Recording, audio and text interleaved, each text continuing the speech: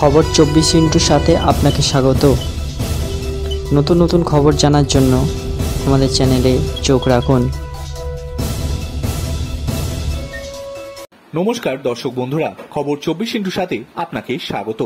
নাগরিকত্ব সংশোধনী আইনের বিরোধিতা করে বারবার রাস্তায় নেমেছেন বাংলার মুখ্যমন্ত্রী মমতা বন্দ্যোপাধ্যায়।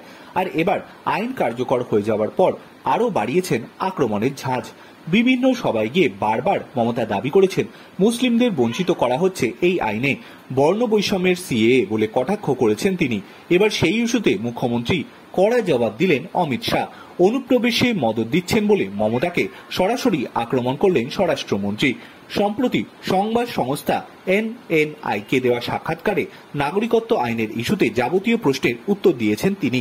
সাক্ষাৎকারে মমতা বন্দ্যোপাধ্যায়ের মন্তব্য প্রসঙ্গে অমিত শাহ বলেন, বিজেপি পশ্চিমবঙ্গে ক্ষমতায় আসবে, সেই দিন আর বেশি দূরে নেই। মমতার উদ্দেশ্যে তিনি বলেন, জাতীয় নিরাপত্তা সংক্রান্ত এমন একটি ইস্যুতে আপনি রাজনীতি করছেন।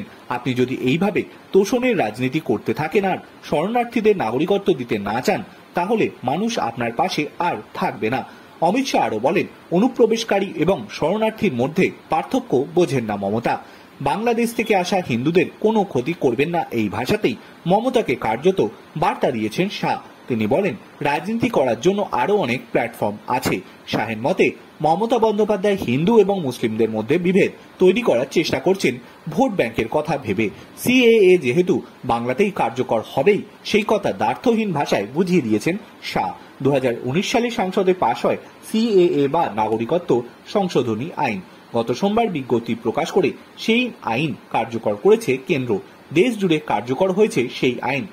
নতুন এই আইন অনুযায়ী 2014 সালের 31শে ডিসেম্বরের আগে মুসলিমবাদী ধর্ম, হিন্দু, বৌদ্ধ, শিখ এবং অন্যান্য সম্প্রদায় যে সব মানুষ প্রতিবেশী 3 দেশ থেকে ভারতে এসেছেন, তাদের ভারতীয় নাগরিকত্ব দেওয়া হবে।